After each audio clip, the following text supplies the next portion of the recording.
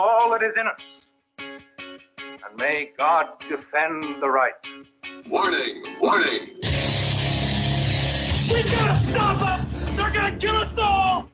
See how the trouble you've started? Be they the government, be they industry, be they organized labor, be they anyone, or human beings. Time when the operation of the machine becomes so odious, makes you so sick at heart that you can't take part. You can't even passively take part.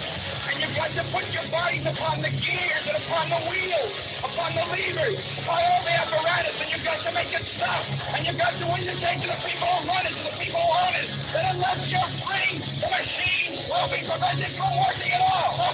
Revolution Radio at freedomslips.com, the #1 listener-supported talk radio station, throwing ourselves upon the gears of the machine. Revolution Radio, where information never sleeps.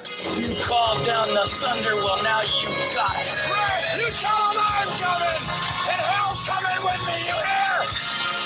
Hell's coming with me! Revolution Radio!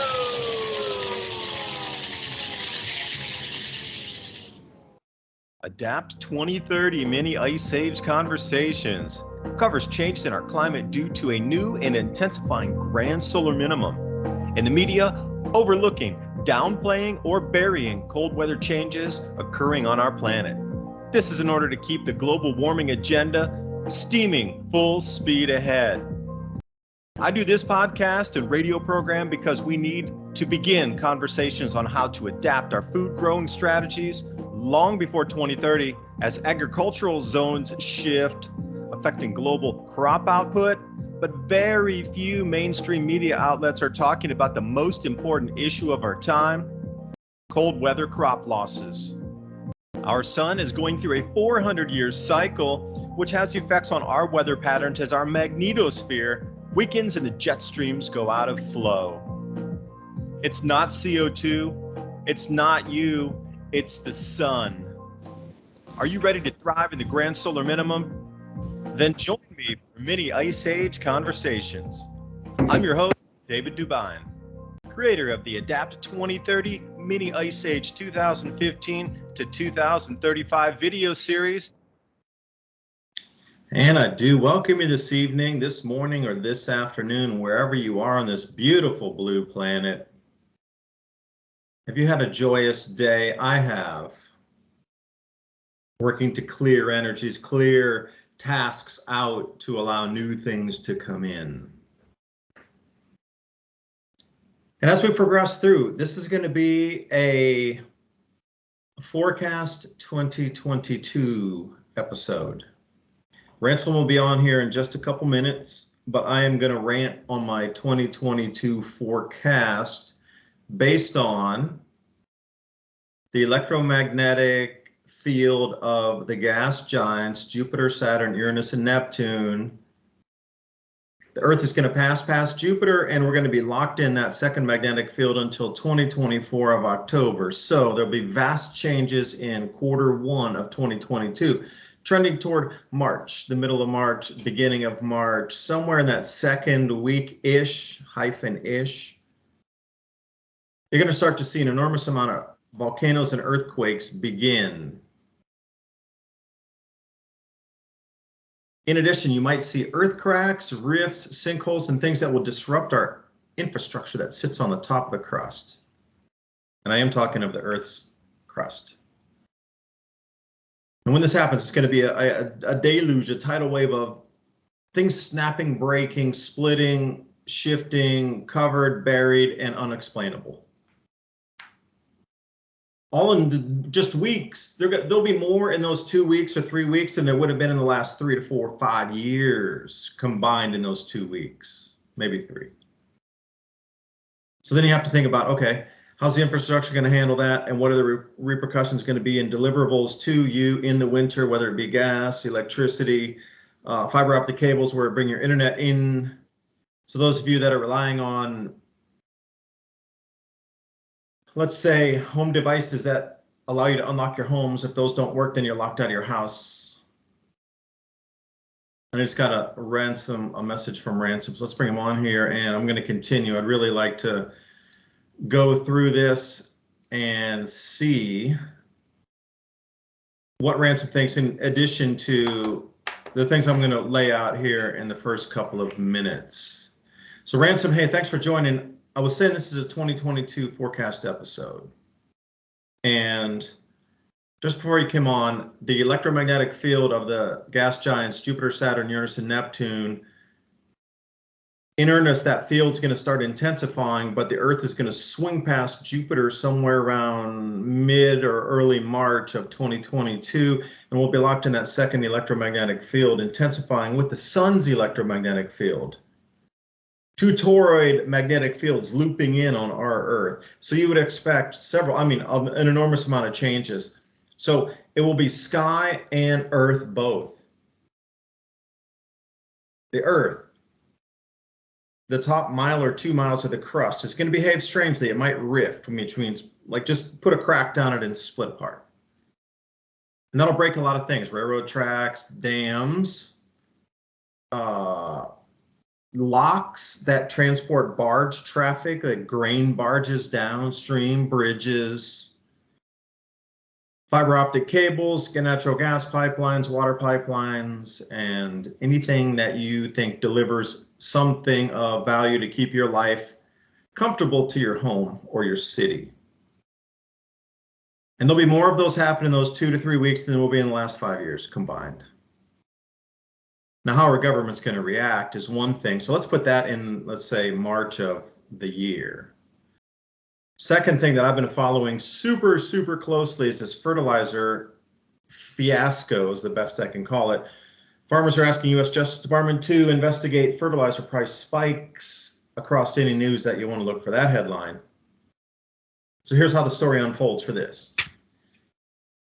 There's going to be apparently a 10% to 12% so far. It's up to 14, but I'll leave it at 10 to 12% fertilizer reduction in production.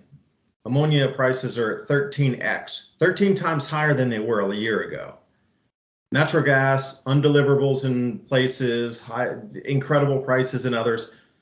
So it flushes out like this. It is what it is. There's going to be a 10 to 12% reduction in global amount of fertilizer available to farmers to grow crops. Well, I use about maybe 20% chemical and I use 80% natural. We buy some from the Amish. We get some decomposed things for soil builder, decomposed, or it's also like silk wood decomposition. And I do a lot of things myself. We build out a bunch of leaf piles and do things, but then I do need some nitrogen that I buy, and I need some phosphorus that I buy, and it's chemical. It comes in a bag from the farmer's co-op. Okay, so I'm very limited. I only have a 20% exposure to that. But other people that do like the Midwest farming, that do 10,000 acres, is like the minimum amount of land they'll even talk to you or let you run a machine on, or even allow you to bid in on a contract to supply corn futures forward to some other buyer. Minimum 10,000 acres, minimum. Now those farms are completely depleted, man. There's nothing left in the soil there. It is soil and whatever you put into it to help the plant stay stable, basically, to grow. We've already overutilized that soil for 100 years and there's really nothing left. So what goes in there, like the fertilizer, for example, is what makes the plants grow. Lack of fertilizer, lack of food production. So it is what it is. Flush it out. You're in the middle of it. You're going to have to deal with it. They don't know the exact crop loss percentages yet, depending on the amount of fertilizer. So 10% reduction in fertilizer for an agribiz farm on 10,000 acres with depleted soil, the amount of crop yield coming out of that is going to be substantially less than somebody like me who already has microbes and I'm building the live soil. So I could skip a year or two and I would still have plant production because we've been putting a lot of inputs into it with the compost. Not an algae, if you can find an algae pond somewhere, get all that algae out of there. That is incredible fertilizer. So I'm building my stuff, my soil, my garden, whatever, naturally. Those don't. There's going to be a huge reduction in yields coming up per acre, which brings me to the no jab, no food in Canada. So BE Adventures, if you haven't been checking them out, go over to YouTube and see what they're doing. Let me get up here with the exact headline. So it fits right in. So the food prices are going to skyrocket. And I mean skyrocket, doubling Fed is already looking at 30% inflation, and they're going to try to do something for this to curtail the panic on the streets and the violent mobs on the streets wanting change. So no jab, no food mandate, land quietly, and this is off the Vision Times in Canada. Yeah, they put that under the radar, didn't they? But what's not under the radar is in Safeway, where they put gates across the entrances and exits. So the flash mobs can't go through with carts of groceries and run out of the store.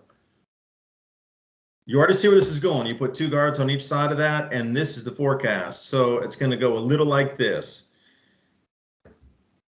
The reductions in crops you're seeing so far, if you haven't heard, news flash from this week alone, Russia has reduced its export and crop yield by about 10%. China has reduced their soybean yield from 19.6 million tons down to about 16.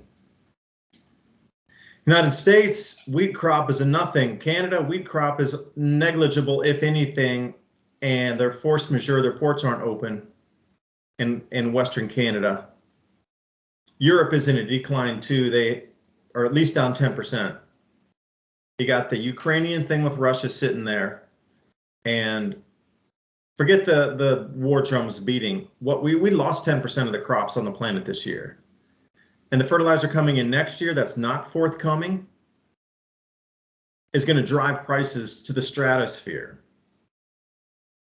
Hence, what you're seeing with all of the protection around the food distribution points, which is considered quote unquote a supermarket or Sam's Club or Costco or wherever you get it. But the vendors themselves, this is what really irks me. I'll tell you, the thing that irks me is like Safeway, for example, and I am going to call out Safeway. Okay, you're putting the gates in front of the stores and the checkout aisles and the things where you pay so nobody can flash mob and run. That's great. Maybe. But what if there's a fire in there, people can't get out? Okay, that's another thing to think about. Okay, let's step back for a second. But Safeway, what they're doing is they're bulk buying at the wholesale level to the point where they're front buying everything because they know the prices are going to rise so greatly in the next 6 months, 8 months, that let's say originally they would buy 50 tons of peas, but now they're buying 500 tons of peas or 100. They're scraping every pea off the market because they know if they hold it in their warehouses and then repackage it and put it on the shelf, this month they're going to get $1. If they wait until next year, like April or May, they're going to get $2 or $3 for that same can. So they're buying all the produce in advance. They're causing shortages on the wholesale market. And this is not just Safeway exclusively. It's everybody, all of them. All the supermarkets are doing it, all of them.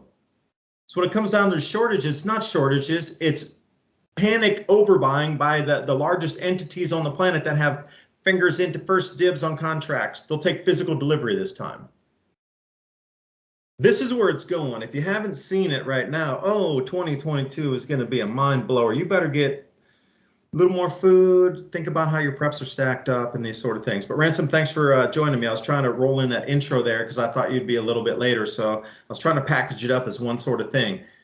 Food prices up, and then what? You know, like that's all just, I guess, but then what happens? How the government's going to respond after all that does come to fruition? Like how are governments going to respond to all this chaos for food? You know, chaos for food has toppled governments through history again and again and again, and then we are no different right now. So how do you think governments would react during this time? Well, more lockdown, of course. Hopefully you can hear me. I'm on a hotel Wi-Fi here. Oh, you sound great. Are you with Diamond? Yeah, he's a few rooms down. We're going to go check out the petroglyphs tomorrow. Whoa, hold on, stop. Scratch record. Tell me about these petroglyphs. Yeah, electric geology in our skies is bound here 2024 for sure. So what are we looking at? Well, he came down to check out the kind of biggest petroglyph site in, I'm going to say, for sure in the Southwest. It's 20,000 plus. A lot of them aren't even documented. I've had some film of it. I've done it a couple times, but I'm gonna get them out there and show them all of the plasma. There's just all over the place, big circles and robots and just anything you can imagine from archaic up to modern time as far as petroglyphs. So I'm sure he's going to be interested at some of the depictions that I'll show him. Some of them being like the local mountain that's they consider it the home of the mountain gods. It's Sierra Blanca there, and they have petroglyphs showing big lightning bolts hitting the top of this mountain sometime, in the past, and it's right next to a volcano. So these people were, sitting in this valley that I live in here for at least 23,000 years. The latest, articles about the oldest footprints in North America put them right here in the White Sands area here in the Tularosa Basin, and that's the same place these petroglyphs are at. So we're going to be checking those out, and there is a lot of the ones, if you know what I'm talking about, that look like the big eyes that probably are a tourist field from the side angle, and maybe a lot of what on these particular rocks these people were seeing in the skies throughout different eras of transitions. So it's ironic that we're there now, and I was listening to your everything about the economy and stuff. We're reminiscent of, just like we kind of talked about before, about Russia in the 80s and all of the food shortages and blah blah blah. But right here in the US, it's the worst inflation since at least Reagan, right? So we're living those times, except for this time we're Russia, and we're going to deal with the food lines. In the town I live in already, it's almost a dog eat dog world there at the supermarket. They may have it, they may not.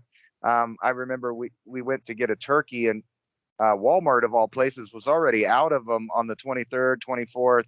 So it's a Hunger Games. Maybe you'll get it, maybe you won't. But if you're smart, you're going to have to start taking the inflation, the gas prices, the food prices, and the limited amount of products that are about to come your way. It's going to incrementally, but very fastly catch up to where people are going to be starting to freak out, like you were saying there. And really the only way around that is for everybody to start growing everything they can, any way they can.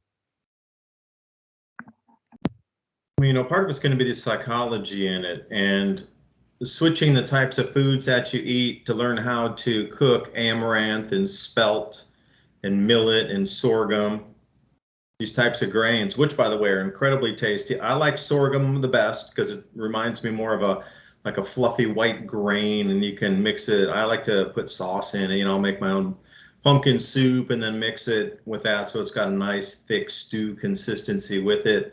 You can use amaranth is kind of like my couscous, if you will, but larger grain.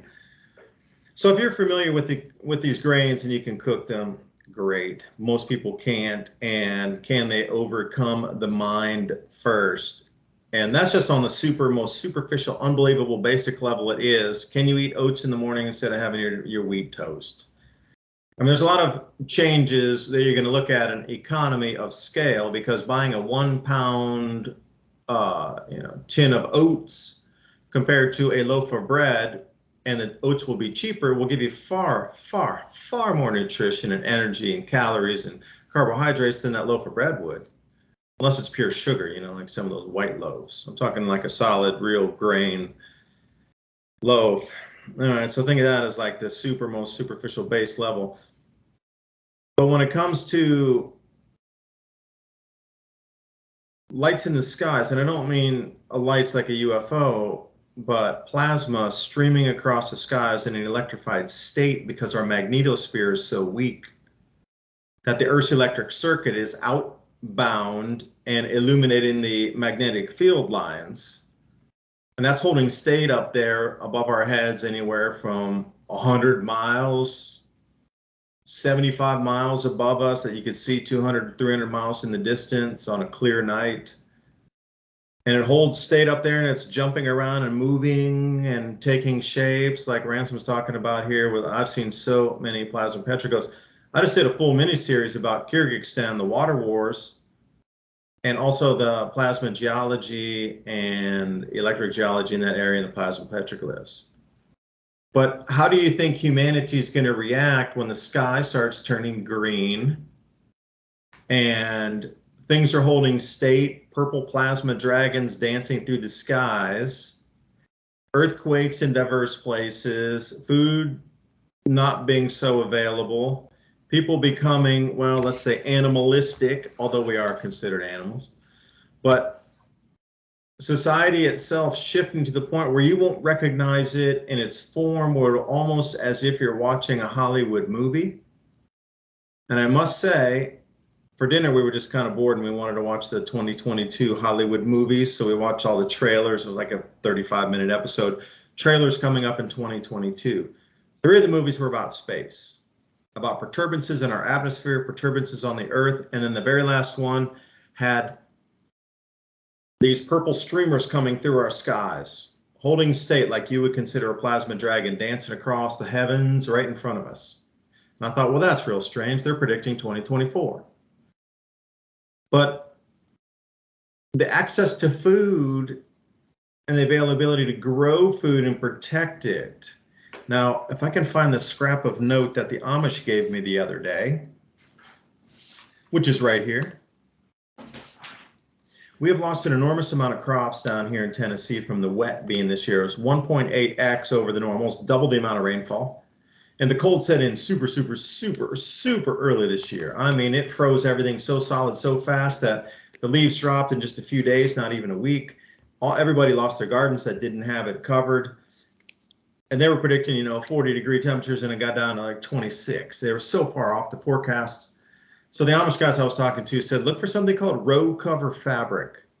It allows the light in during the daytime, and they usually triple cover it, and it will allow all the light in, insulate it, and then keep it from freezing overnight. And they're able to extend their growing season quite a bit with this. So they're still pumping some produce. Now here's the thing, all the farmers markets and all the Amish farms are closed for the winter. So these things that I'm talking about are going to transpire before these venues open again. So if you haven't gotten food or you haven't gotten bulk storage of something, you're going to need to quickly rush to do so. Because these farmers markets and Amish farms, they're not coming open again like we understand it in the past here, this last year. Unless you made your contacts there and you know those people and you can go to the source to get it, you're not getting it this year. I'm going to make a bold call and say there will be no farmers markets, and if they are, they will be under armed guard. And when I say armed guard, I'm talking about fully automatic weapons holding soldiers in the place, if not 2 to 3 to maybe 4. In the farmers markets, because of the chaos, and it'll probably be not like you know with an open thing, it might be even ringed in a fence to protect it. This is a level going to this fast.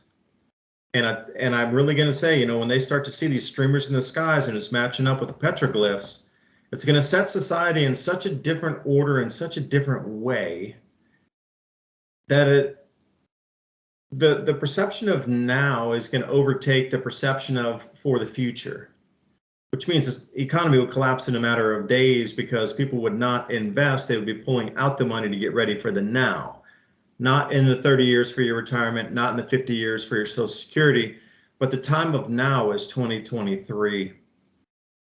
The awakening of humanity, the plight we're in, that we just didn't get ready, and corrupt voices has stifled this conversation about how to get ready. You either have or you haven't, and I'm sorry to say, I'm not being a pessimist, but your time has run out. You have less than 3 months to get ready. If you don't, then, well, you're going to have to live a very different existence than those who would have gotten food and medicines, community, and a few other things together. You can see it culminating in a matter of fact right now where limitation to food is going to be curtailed. And I was wondering how they're going to throw a social credit score in this thing. Advance of, you can get to it if you have the money. You're probably going to have to prove funds before you can even go into the store. But how are they going to take that another level up with the COVID passport, with your up-to-date jabs, changing the definition to the 3rd, 4th, 5th, 6th, whatever booster? And then at the same time, your social credit score. Now, will that come in 2022? No, it's too fast. It can't. I don't see it on the horizon. 23, 24, is it going to get draconian? Yes, but at the same time, the awakening is going to be happening. So I'm not sure how, when people turn off the news, they're going to perceive what's really around them. But as I see it right now, going into 2022, the Earth changes, the magnetic field changes in the brain and our planet, both in the magnetosphere. And how is humanity going to perceive when the atmosphere changes color and we start to see plasma petroglyphs dance across the sky? Like, that is such a civilization changing moment that everything we ever knew is thrown out the window in a matter of minutes or days when these events occur. And then what's on the other side of the hump? See, Ransom, that's what I don't understand. I can see it out to that point, but I don't know what's on the other side. Like, how are people going to react? How's the world going to react? It'll be a big restart from the reset. I thought it was ironic hearing you talking about the signs in the skies and stuff, because at this Three Rivers petroglyph site, you not only see these plasma discharges and different anthropomorphic figures and things like that, but you see depictions of growing corn. But beyond that, it seemed like some place where they put literally right on the rocks in times of turmoil that you could go there and there would be fish and there would be crawfish, and deer and antelope and cougar. All of these things are depicted on the rocks right there, telling you that there would be food there. And, I was recently listening to one of Diamond's podcasts about how recent the earthquakes and volcanoes, the really geologic activity in the Southwest is really relatively recent, like between 1 and 5,000 years. And a lot of people forget that volcanoes can pop up anywhere, just about. They can pop up and they can be live for a period of time. So you just think that some of these people that were living at a certain point back then, like say 5,000 years ago at this site, they would have literally, needed signs. People from other places would have been coming and they would have been telling them, look, there's fish, we're growing crops over here, there's water over here. But at the same time, you could tell that the whole Southwest was in turmoil, not only from the different peoples that lived everywhere, probably warring and having food problems, but it seemed to be that you had to search out food. So it's going to be a similar time to now than now. It's just you put a technologic face on it of today's, crazy world we live in. And you were talking about guarding the food places. They may not do that for you. If you live in the city areas, they may have already decided that you're a lost cause and collateral damage to the transition. And the reason I say that is because a recent interview, not only with what's going on in New York, and I've talked about that before, more crime, more fires, more murders. 12 states now are counting the highest murders they've had in a long time. Inflation's creeping in. But this is an interview from the LAPD Union Police Protective League. And they had an interview with CBSLA. And the guy McBride, his name is Jamie McBride, and he said, my message to anyone thinking about coming to Los Angeles, especially during the holiday season, is don't. We can't guarantee your safety. It's really, really out of control. He continued to say that that it's like the movie Purge, except for having only 24 hours to commit your crimes in the movie. Here in LA, you have 365 days of the year to do whatever you want. And they're talking about the rampant amount of stealing that they're doing from the department stores. But not just that, the overall crime has gone up. And this tells you at which place the mentality of the masses is getting to. And at some point, it's going to be at the end of the boiling point there, and things are going to come to an head. And I'm saying that's right around the corner within a year's time. And if you don't believe that, look at these places like New York, Chicago, Detroit, LA, even saying, their cities like the Purge, don't even bother coming here. We can't guarantee your safety. Now, we're talking about one of our biggest cities in our country, with someone telling you that they can't guarantee your safety, like if you're in a foreign country. And you find places like that all along the southern border, like the Sonoran Desert. There are signs put up telling you that they can't protect you from the cartel. But we're not talking about out in the middle of the desert in borderland. We're talking about major cities where people live. And if things are this way now, imagine how they'll be when the actual food shortages start having their repercussions in the community when people are starting to, notice that they're missing things and they can't get things. And, first you'll see all of these, kitchens and different charities trying to feed them. But actually, since I've been talking to you, doing the show with you, one of the first stories I was reading there at the beginning of this supposed pandemic was that all of those places were already running, epically low on food. So the soup kitchens and all of those places that generally pull the slack when the economy's not doing good, they're already, out of commission. So there's really not going to be places for people to turn, except for going back to the old ways. And there's only so much nature and only so much space out there. And most of that's going to be claimed already. So unfortunately, for people in the city, they're going to have to start changing their lifestyle. And what I mean by that is learning how to protect their communities and even growing food and producing things in the urban areas in their yards. A lost, trait of America is we used to have big gardens around every house.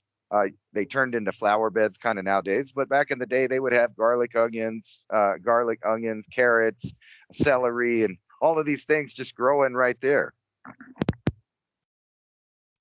How dare you do that? You're not buying from a supermarket and paying tax to the state. We shall discourage that.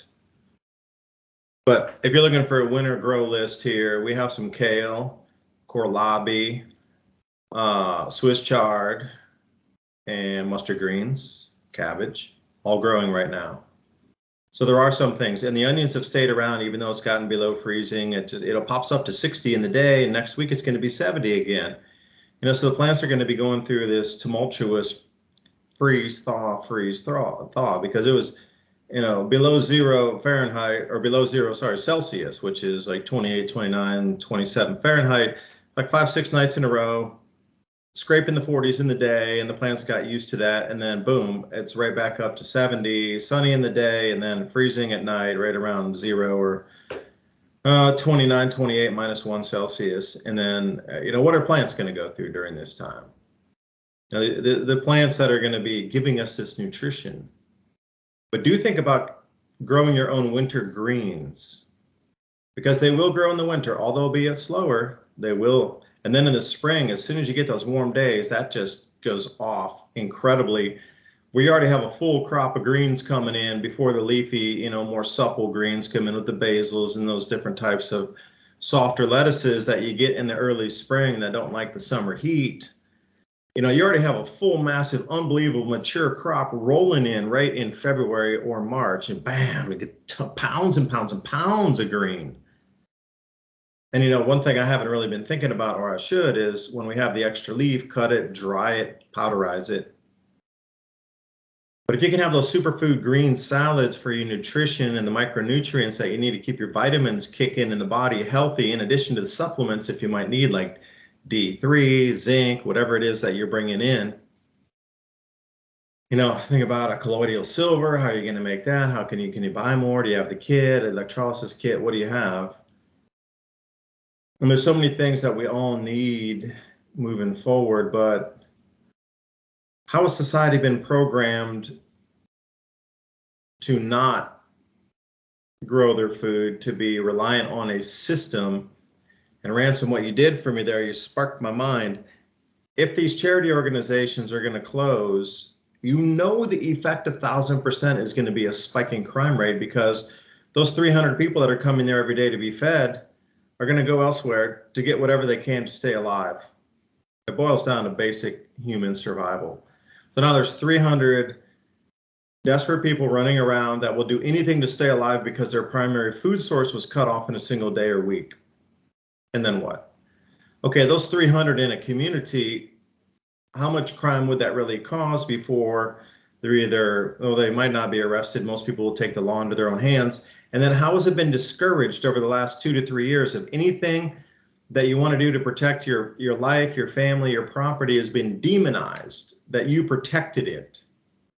I mean, you already see the way it's been portrayed. I think they bought themselves an extra, 3, 4, 6 months, because people aren't going to really actuate on protecting their property, homes, people, family, etc., because they've seen it so many times in the media, no self-protection, you can't do it, you're going to go to jail, it's going to be a dragged out thing in court, you don't do it. And then suddenly there's this massive crime wave, and then they're about to close the food distribution points for most people who are at the barely subsistence level in society, and you're going to cut that off. Oh my gosh, it's not going to be a crime wave, it's going to be a crime 100-foot, 1,000-foot tidal wave. And then all the people trying to, say, no, it's not going to happen here. There's going to be conflict.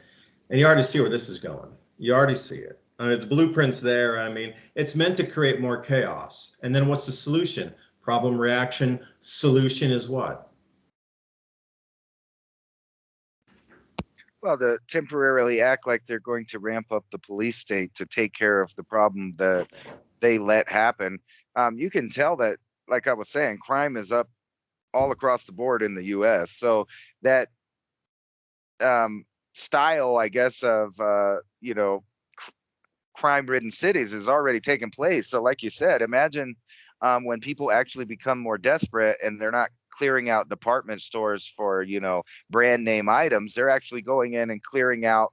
And if you've ever seen a grocery store after an earthquake, tornado, hurricane, etc., you can just imagine what the grocery stores are going to look like at some point.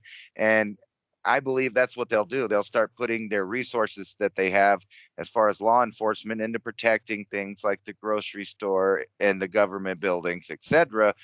Meanwhile, they're going to let everybody else kind of hang out there. And we can see that with this trend of, defunding the police, that a plan is coming about to allow crime to skyrocket. It's been a fad recently in the last couple of years too, to let violent offenders out, claiming either pandemic related reasons or crowding related reasons.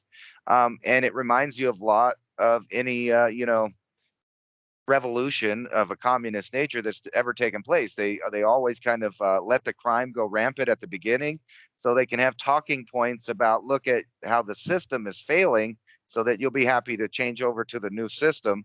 And you can see all around the world that they are not giving up on this COVID passport thing and this whole idea about locking your whole system, the whole system together. Food, medicine, and any kind of freedom that you think you have as far as travel. And just looking around the world, they're already vamping up new lockdowns, just like we knew they would here in the wintertime. And I sent you an article, and I thought it was ironic. It's supposed to be talking about a lab leak in Taiwan that infects 85 people with a COVID strain that they were studying or testing or whatever. So you can just expect strain after strain and booster after booster and more mandates. It seems like this is their golden goose they've always been waiting on. They couldn't sell us on climate change, so they're going to try to sell people with this kind of fear. It seems to get them more, this dreaded sickness that you might get seems to be scaring people more than the earth is going to burn up, because it's year after year after year that their predictions fail. So they had to go in another direction. But don't worry, they're not done with it. They just want to get people in a more, lockdown position where they'll have to take whatever edicts come about the environment. And you'll already be used to it. You'll be used to the rationing because of the pandemic. You'll be used to the lockdowns, the lines. You'll be used to high gas prices. You'll be used to having trouble finding ingredients for different things. And by the time you're used to that, that's when they'll implement the carbon credit scheme into the whole social credit score. And then you'll start feeling reductions further in your life about how much electricity you can use, how much gas you can buy, even if you had the money to get it, and how much food and what kind of food you're going to be eating to help the planet. So I wouldn't even put it past, you look 10 years down the future and there's people on assistance that are getting little cubed bug cubes of protein, to help the masses. And if you've ever watched that movie Snowpiercer, everybody's living lavishly in the front cars. They're eating eggs and eating fish and they're having the holidays. But in the back cars, they're eating protein bars made of bugs. And you see that everywhere, where they want to downplay everyone and make them seem like, to save the world, you're going to have to start eating like you live in the Stone Age Meanwhile, the oligarchs and the rich and the royals and the elites and the top bankers are all going to be eating nice steak and living as they always have, pre-pandemic and pre-grand solar minimum. But I was just wondering, how people would actually react to earth-changing events. And you can put aside all these governmental and geopolitical reasons why humans would have strife, but just what if a volcano or something like that just popped up near you and made the whole place where you live uninhabitable overnight? Kind of like the La Palma thing, but you could picture it being a little bit worse. And Indonesia, we're bound to have several more of these big, uh, I would say, map changing events happening. And I'm just talking about earth changing. You can kind of see that the governments of the world know this. If you can see the Chinese economy slowly shutting down, just like ours. So I'm thinking that it's a big partnership, and at the end of it, or real soon, they're going to give us the theater of war, kind of as the blame for every reason that you don't have freedoms and you don't have food.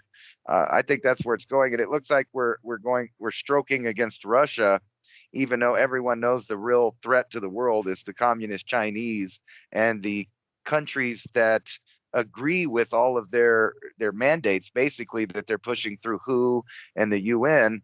It's obvious that they are one group now. And it's up to see whether or not the United States, Russia, and other countries will continue to be part of that world government, or are they going to break away? And are we going to see an actual renaissance of people trying to fight against this system? I hope so. I just don't see it. I see kind of this idiocracy thing happening, and it really hurts my brain sometimes when I see all of the weird things that you wouldn't think about ever seeing 5 years ago. From the masks to the people nutting out in grocery stores over other people not wearing them. People really think that the boogeyman is coming to get them, and they're not preparing for any of the right things. Yeah, and I'm hoping people will see through the false narratives to bring us to this conflict point with Russia. I mean, the globalized society now, you can see through it so clearly, okay? I mean, probably 50% or more of the globe sees it. It's just ridiculous, babiculous. They're trying to cause it for no reason. It's a scripted thing. So how does the average person stop that government behemoth from slugging over there? Here at home, how long did it take for the Vietnam War protests to finally get it? Well, I think it was coming to an end anywhere, and they were just using the excuse of the mass protests to stop the war in Vietnam, the American War. What they call it there in Vietnam, they call it the American War. Can people see through the illusion of narrative enough to stop it this time? Because the West and NATO are the aggressors trying to go into Ukraine and place the missile systems. That was agreed on. You got to go back to when the Berlin Wall fell. That was the agreement at that time, was Russia pulls the wall back, unifies Germany, slides back to pre-World War II boundaries and allowed Latvia, Lithuania, these to Poland, Czechoslovakia, which is now Czech Republic, and Slovenia to go back to a democratic state, two-party system. And that was it. And there would be no further movement of NATO forward. So when Ukraine comes to play here, and then all the Western powers in NATO want to jump in there and get forward of the lines already drawn, was that in 1990s when that wall came down? See, that's our breach on that in the West. That is our breach of contract. So who's pushing who? And then again, okay, well, we broached that contract, and then Russia's like, no, you can't do that. Wait a second. Whoa, hold on. It was agreed upon. And there was another ratified treaty in 2015. I forget the exact name. Minsk, I think, was one. And again, there was supposed to be no forward movement into what we now know as Ukraine. And that was the deal. And who's breaking that? But again, it's a narrative. So in this juncture, so much going on. Can people see the illusion of the falsified war drums beating for a purpose to try to distract us all? And then if enough people wake up at the same time, then what? How does it get stopped? Well, you can kind of take this thing. Here's a great comparison about two groups of people. Murdoch buys him a $200 million Montana ranch. So he's a billionaire, and you can think about Bill Gates and all of these guys are buying these giant ranches, farms, etc., giant plots of land. Meanwhile, over in Europe, they're offering new suicide pods where you can get in and if you're tired of dealing with all of the commotion of the world, you can just quit. And it's weird that they legalized that in the first place, but now they're streamlining it, just like on that cartoon Futurama, where they have little suicide booths where you just give them a quarter, and you pick your method of suicide. It's almost like that. It's like a little space age looking coffin, and you get in it and you just push the button and it fills it full of nitrogen, and you just pass out and hypoxia out, and there, you're done dealing with the pandemic. You're done dealing with problems. And then you look at, like I said, the other side of that. What are the billionaires doing? Well, they're buying land. They know that things are changing, and they want to be out there secluded where they have their little farms and their little organic foods and their little, helpers working on their farms. But they're expecting you to opt out, or, like you said, or be one of the people in the dog eat dog, gladiator sport of finding food and getting resources left over in crumbling cities. Who knows which way it's going to go? But if you just take an example from the rich people, the really rich people, you notice almost all of them have quit their titles, jobs. And I don't know if that has, a lot of people are saying, it might have something to do with the Epstein list, why so many CEOs dropped out of. Good excuse. It plays right into the social justice excuse. Yeah. And a lot of people will jump on that bandwagon. They're pushing the QAnon really hard to try to find the weirdest of the fringe of each side so that they could push them to the forefront, so that people don't feel like engaging anymore because they feel like they'll be with the kooks on the left or on the right. And meanwhile, they just sit down and don't do anything. And it just lets these people keep pushing these weirder and weirder ideas on everyone. And then they give these crazy options. Like I said, how about some, a suicide pod for you if you live in Europe? Over here, you can just, get sick and stay home. You think how weird this whole thing has been, that usually in the past, when an outbreak of some kind would happen, they would have a facility where people went to that place, but only the people sick with that thing. And here today, they told everybody, stay home until you're almost dying and then go to the hospital. And then we'll help you then when you're at the end of days. It kind of shows really what the agenda is. And I've always said it's depopulation, but think how easy it is to help people along the way by making them think that things are so bad that they need to turn themselves off and, opt out of the rat race, while people like Murdoch are planning for the future of his children, grandchildren, and great-grandchildren to be the next, leaders of the feudalistic communist system that's coming.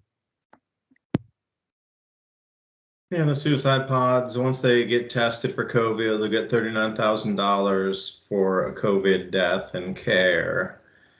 And you say right now it's free, but as all things you mentioned as well, you had to put a quarter in to decide your fate. So, start them off free, get them hooked, and then suddenly you're going to have to pay for that. Plus they're going to scalp 39 grand from you on that as well, from whatever agency is paying. And, here's the macabre thought that came by my mind here, is that perhaps you get in those, the gas comes down and knocks you out, and it's perceived death. Everybody sees it.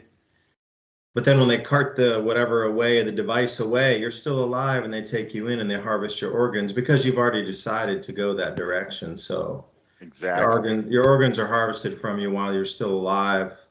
No anesthetic. Why would you waste the money on a cattle like that? You've already made the choice. So whatever happens after that point, and you see where this is going, this direction here. Check out there, drugs free over here,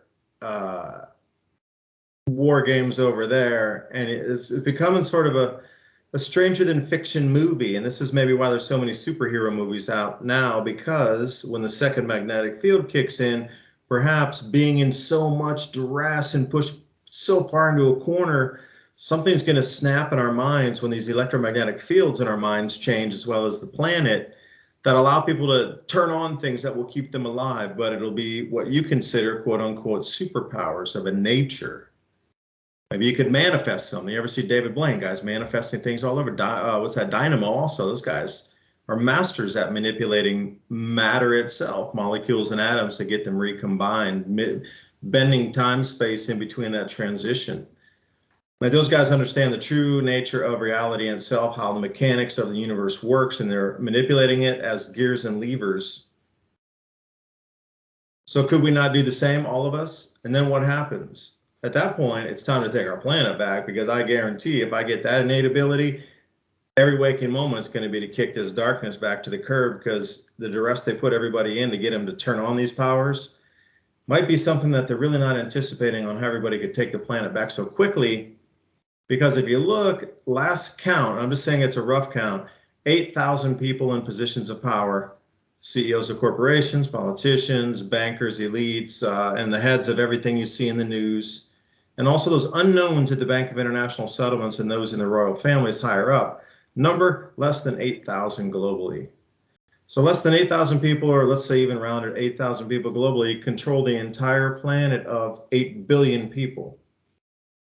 Well, once that mind turns on and says that's no longer a possibility, don't even think about it. Just not even 0% chance, not even 1/5 of 1/8 of 1,000th of 1% chance. No, 0%. At that point, things are going to shift as well, and we could see another entire shift in reality. And I do think it could be an instantaneous thing, where it wouldn't have to be sort of like we know months and weeks for change or years for change. It could be a literally instant change, like all great civilizations in the past told us that in a blink of an eye, it shifts.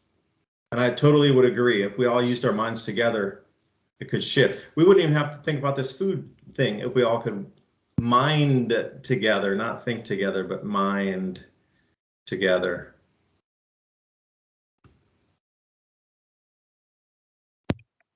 Yeah, that would be great. And it's kind of hard to get, everybody's on a different vibe than we are, kind of like, I mean, as far as the general population.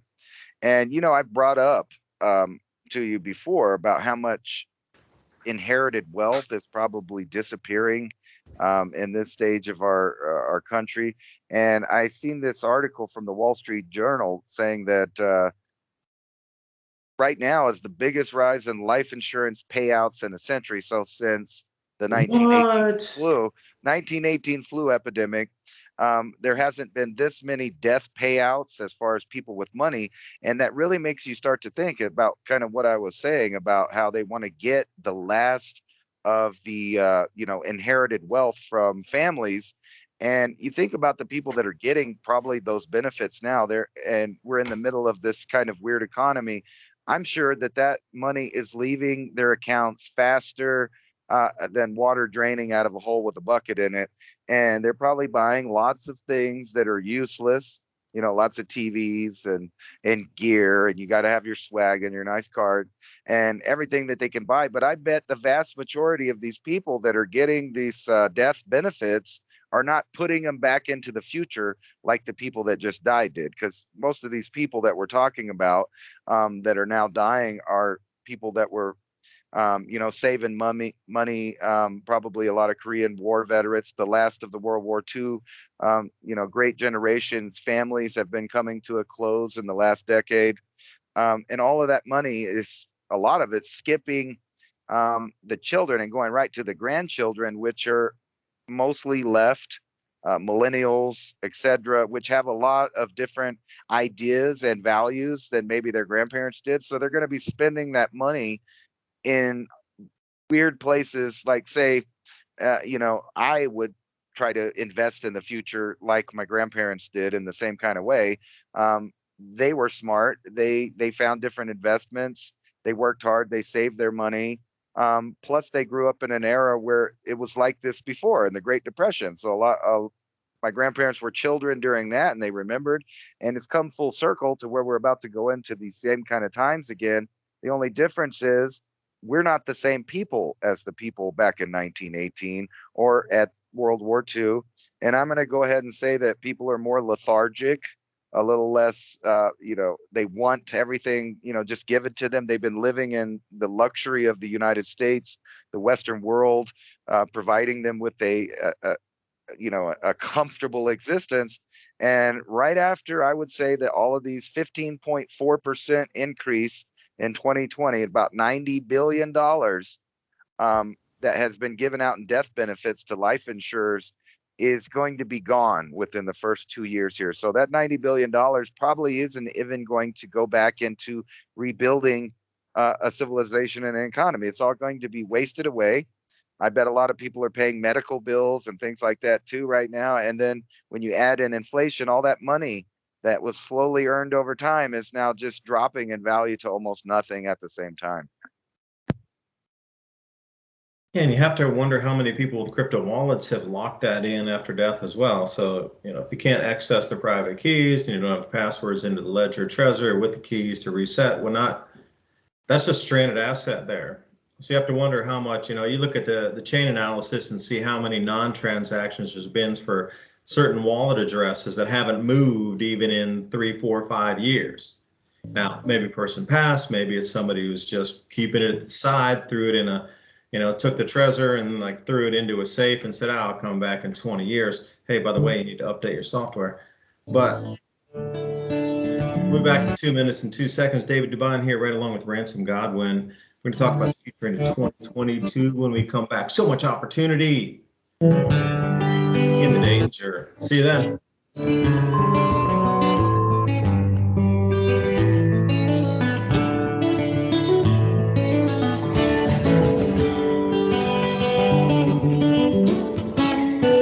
Listen to Revolution Radio at freedomslips.com, and we'll be right back after this message.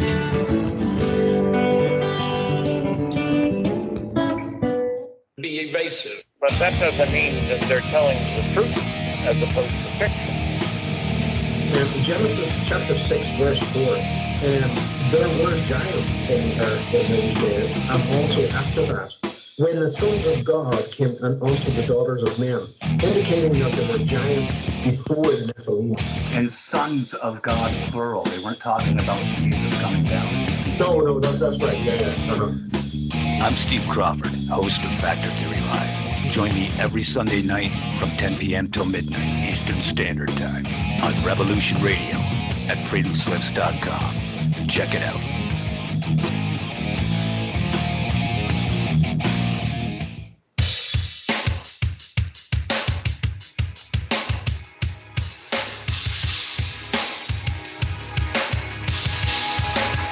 Enter into a world unseen on Raven Star's Witching Hour. You will encounter eclectic topics from the realm of spirit brought into our matrix of truth. With your host, the Solaris Blue Raven, Solaris will bring you an array of unique guests covering topics from ghostly spirits to amazing anomalies, covert technology, UFOs, and shadowy global events. And that's right here at Revolution Radio, freedomslips.com, Saturdays, midnight till 2 a.m. Eastern Time. Revolution Radio, where information never sleeps. Let the magic rise.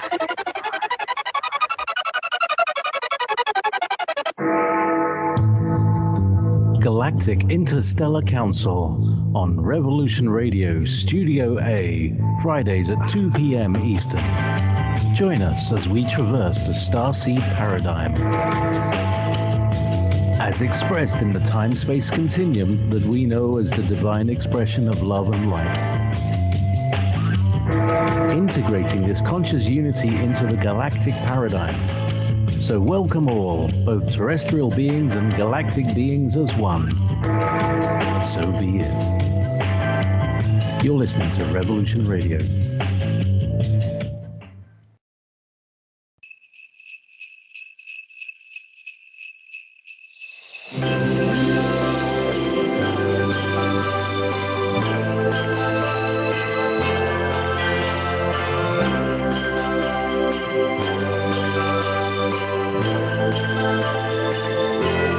As we celebrate the holiday season and find ourselves standing on the precipice of the new year, Revolution Radio at freedomslips.com would like to thank you, our amazing listeners, from the bottoms of our hearts and beyond.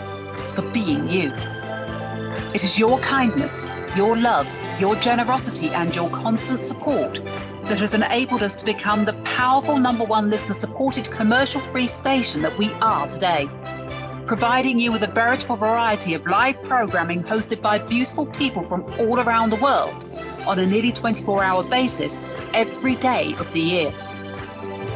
It is your kindness, your love, your generosity, and your support that has helped to develop an international family, a strong, supportive community of like-minded souls, forged by friendship and love, bonded by a strong desire to bring about the positive changes so badly needed today. Together, we are navigating challenging moments in time, which will become footnotes to the future. Yet through these uncertain times, you have remained steadfast in your support. Support that we will never take for granted. Support that will enable us to continue building this station into a stronger bastion of free speech, blazing the light of truth out into the world. From all of us here, management, producers, moderators, and hosts, we wish you all the warmest, happiest of wishes for a safe holiday season, now and always.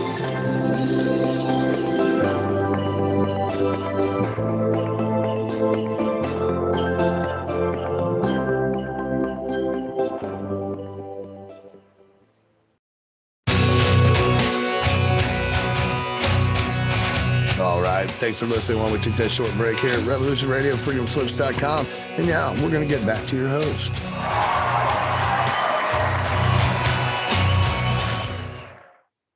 Oh, and what a beautiful, positive message that was about bringing minds and free speech and thought to the forefront, keeping that vibration at a higher level above what seems to be trying to pull us down. Excellent positivity, rolling into the next hour for solutions. And if you do value free speech, freedomslips.com donate tab. As was talked about, running costs, production costs. How do you keep something like this on air? Please help. And I'm right here with Ransom Godwin from 420 TV Freedomist Films, along with myself, David Dubine. And talking about these changes in cycles, not linear time, cycles, or what's called cyclic time. What caused the Neanderthals to switch, and then suddenly we became the dominant, us and them? Book written about that. What was the change? What are these sudden changes that take one species to another? Looking over time between the interglacials, what happened 112,000 to say 118 or 120,000 years ago when it was as warm as it is today on the planet? Those last 10,000 years of the glacier period before this, what happened then? Stories, myth, legend. Can it be timed out, these cycles? Of course, 100,000 year glaciation cycle, 25,000 year precession cycle, and then we can break it down into sub-cycles on the galactic cross. We sit here again. Now somebody's front running this cycle that understands the 400-year mini cycle of the grand solar minimum interwoven with this much larger 2,000-year cycle, and perhaps even larger, but we'll leave it at 2,000. So somebody understands that this massive change on a cyclic nature is inbound, it's occurring now, and the narrative's being driven to mask that because they should have told us all to get ready for this, but they didn't. And when I say they, I'm talking about the same players: central banks, the elites, royals, whatever, wherever you want to put that highest category of directing society, philanthropists and billionaires, etc., that are in their own club. So who's front running it? And we're here now. So what could you expect? And again, we're going to go through this. So it's not about ways to get around it. In a way it is, but in a way it's not. The experience is going to happen for so many but how do you find your safety within that experience? People are going to behave differently, but at the same time, knowing what's inbound. So volcanic eruption, okay, you know there's going to be ash as soon as you see a huge gigantic volcanic eruption on the equator, 80, 90, 120,000 foot ash cloud. Your first stop would probably be the hardware store to pick up 6 millimeter poly sheet so you could build your own greenhouse. And you probably want to pick up a few extra air filters and a few other things that have gone through in history. And you could also front run that cycle, knowing each event, what it meant on how it would transition society. You know how droughts do, you know how floods do, hurricanes. Okay, it's a cycle too. Like this La Nina cycle in the Pacific Ocean is now within the top 3 coldest La Ninas ever recorded ever, since they've been doing like a mid 1860s, I'm going to say 1855. Okay, but 1860, 1870, they were really getting better records, dragging thermometers behind a ship, and they would keep logs of that, like what the water temperature as the ship transited XYZ or body of water. So going into the 3rd coldest La Nina, and then you have all these arc storms or what atmospheric rivers smashing into the west coast. That normally dry period is now extremely wet. Okay, well then what's the butterfly effect from there? And what if you knew this was a direct effect of that same cycle I'm talking about, the 400-year or the 2,000-year cycle would affect that kind of weather pattern, causing some extreme wetness in an area, drying in it. What if you'd already gone through this 7, 8, 9 times and you knew where the dry areas would be, the wet areas would be, how everything would shift? Because I'm very firmly convinced there are records going back far further than they give anybody, even the most smallest of inkling that exists. You know, for me, I'm looking at the Library of Alexandria saying, you know what, it probably didn't burn. That was the story. They took everything and they still have the records for millions of years past with all the inventions, the machinery itself, the delivery of energy systems already built in there. And what if you had maps of like, you know, I look through the climate record now and I can find really, really, really, really good information for the last 2,000 years and map some things out and to rate this period in the last 70 years or 50 years. Oh my gosh. But if you could have the last 50 years of data over, say, 100,000 years, you could ping the cycle every single time. Or what if you had that same cyclic information over 500,000 years? Oh, you could wire it in so tight within a couple year period. That's the kind of information I'm saying is out there, that's not available to the general public, that these same elitists and billionaires and whatever you want to put at that globalist top level, which is only a mid-level, how to control the planet, they have this information. Time to go through it. Now, how do you take the next step to get ready during these changes? 6 millimeter poly only gets you so far in a greenhouse. Really, it will. It'll give you a head start, but then what after that? Water, power. I guess it's a blank question.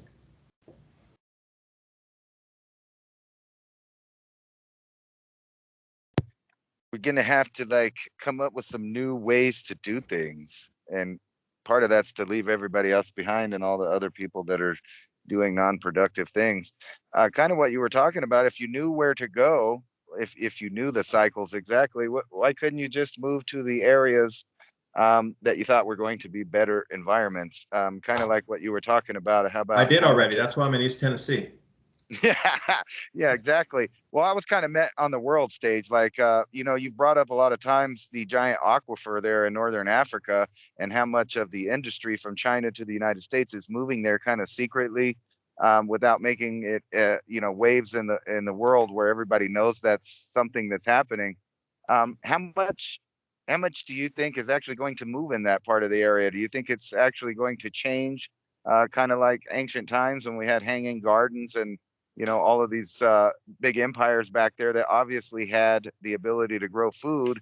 And now when you look at it, it's kind of like a barren wasteland. But if everybody knew that they were going to do major agriculture there, Do you think they would be moving actual people, or do you think these are just going to be all picked corporate people and corporate families that are going along with whatever agenda they're planning? It's a deep question that requires a out there, deeper answer to weave a few pieces that seem, I guess, unconnected in ways. So you'd have to start with the power supply first. And the way we're doing it right now, where you're burning something to create pressure, combustion, movement, motion, it's not going to work. To combust something to create motion, that's inefficient. What we're going to need to do is use the Earth's magnetic field to do it, which begs the next question. If you wire in a north-south orientation on what would be considered a magnetic motor, Parandev, what if the Earth's magnetic field shifts greatly enough where, I wouldn't say a full flip, but it moves enough where the motors aren't as efficient? Perhaps there'd be a way to retune them. And then, if you were going off planet and you came to a planet that had a quadrupole or just different orientation of what we consider north and south, that those machines could be tweaked into the magnetic field of whatever planet it's on. So even if it's quadrupole, it'll run in this quarter of the planet. When you get over there, hey, turn the dial, down to the 3 o'clock position if you're past the mountains on the west. And if you go to the east, turn it to the 6 o'clock position, it'll work again because the magnetic field will reorient or whatever, something like that.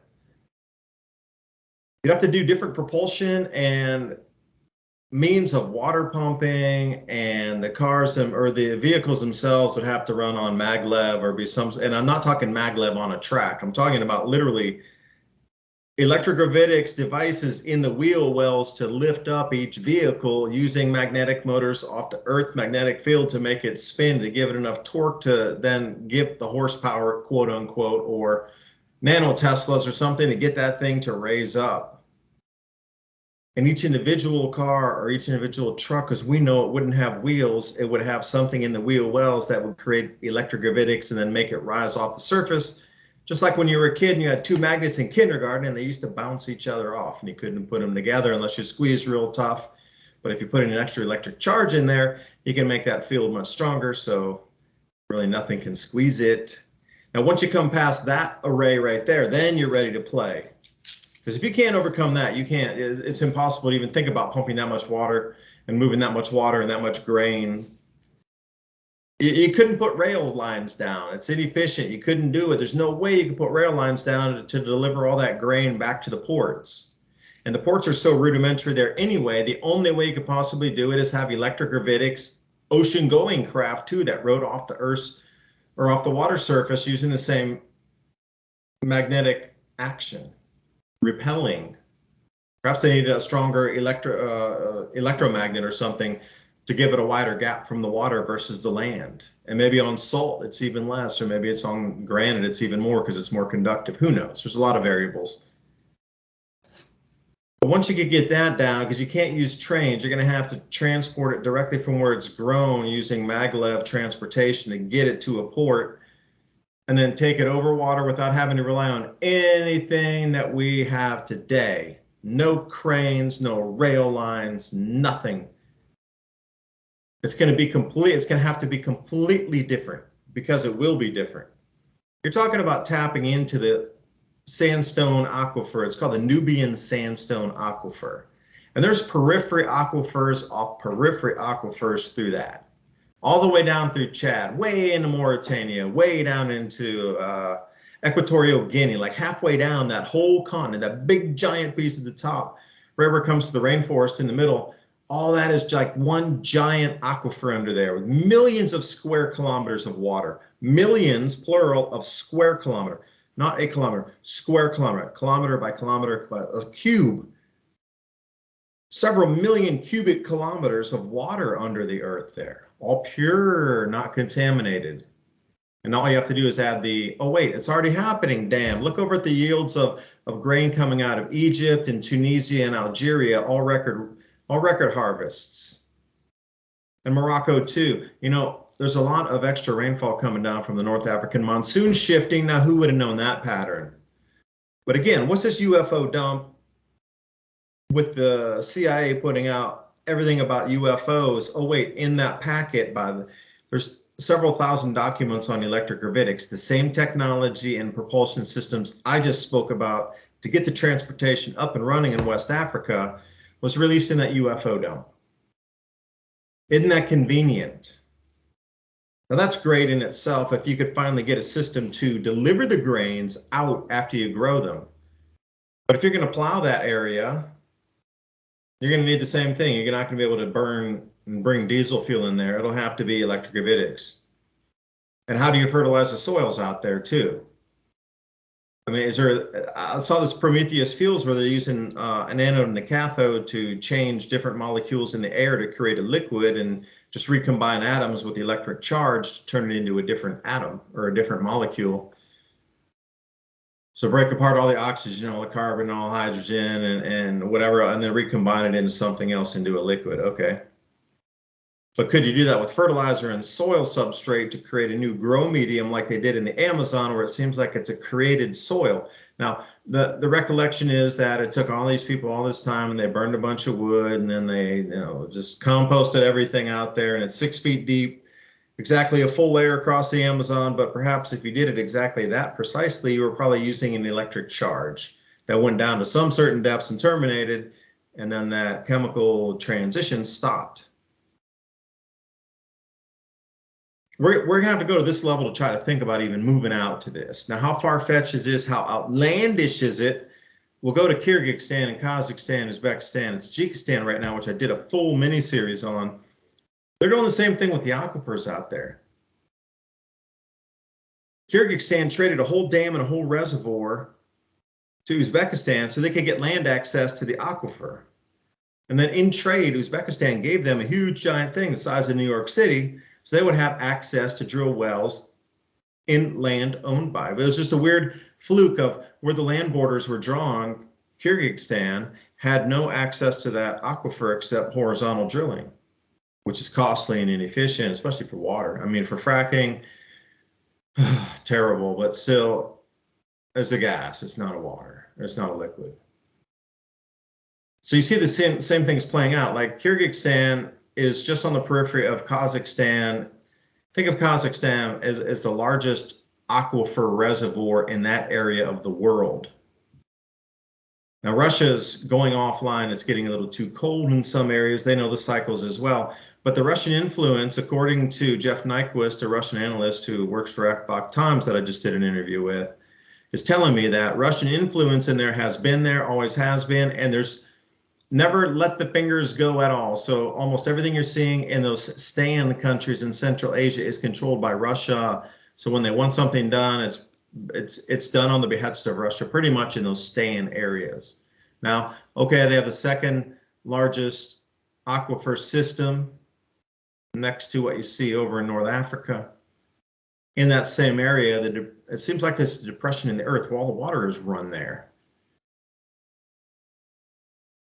And they're bringing the greenhouse, they're putting in tens of thousands, if not millions of new greenhouses down to these flat plain areas. Like you talked about Salt Lake, it's the same thing. If you look at the border of Tajikistan and Uzbekistan, where they come to the corner right there in Kyrgyzstan, it's a huge, giant, super flat plain, like hundreds of square miles of just flat desert style.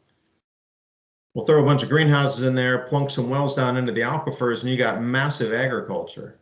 Super incredible, just eye-melting sunlight down there too. Perfect. It fits so many bills. Forget the solar panels, man. It's super inefficient. Again, electrogravitics and motors to drive all that. And then if you're going to do the same thing, you're creating free power off Earth's electromagnetic, just how it spins north and south, push something away. If you're going to use that, you got free refrigeration. Why has nobody been talking about magnets? I mean, Tesla was talking about this in the early 1900s, like 1910, 11, 15, 20. He was already writing papers on it. Why has it not been improved in over 100 years when they had something that worked to create power and spin in 1915 and we didn't do it anything? And then you're going to have to come to the payment systems. So cryptocurrency fits that bill, because I don't care if you got a USD Circle or if you got Algorand, or if you're running on Bitcoin or whatever you want to pay your workers in, it's worth everything the exact same across all those countries. So you won't even need to think about Forex because it just won't exist as fiat currency. Switch to a crypto system, everyone 1 equals 1 across every country, everywhere on the planet, 1 equals 1. After they get rid of Tether and the whole fiasco with China's collapsing real estate market, and Tether is found to be a fraud, once that settles out, and the deflation has taken place in crypto, which they need as an excuse to deflate crypto before it runs back as the new money system. And don't think about a dollar now, think about a dollar in the future after the reset. As a dollar is a dollar, like it was in 1913.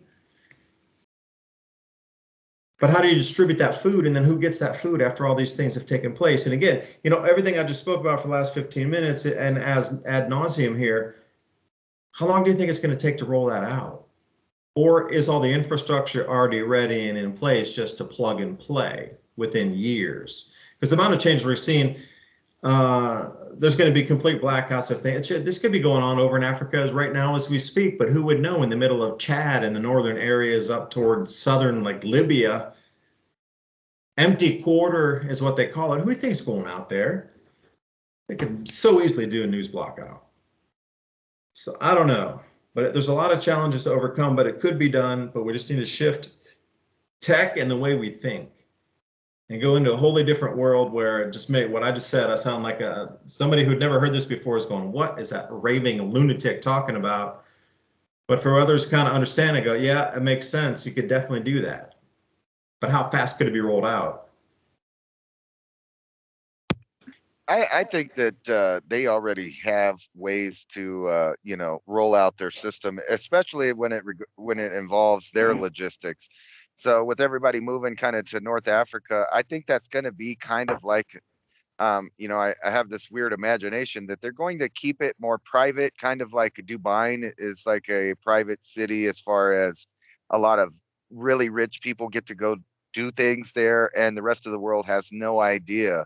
Like if you were somebody from like Mexico or most places in the United States or Europe, and you went to Dubai and you saw it's awe inspiring. It's like one of a technological marvel, and they have these giant skyscrapers. So that they know something that we don't, as far as that they are pretty, I would say excited, and also they know that's going to be a center hub for things in the future, or it wouldn't have been built that way.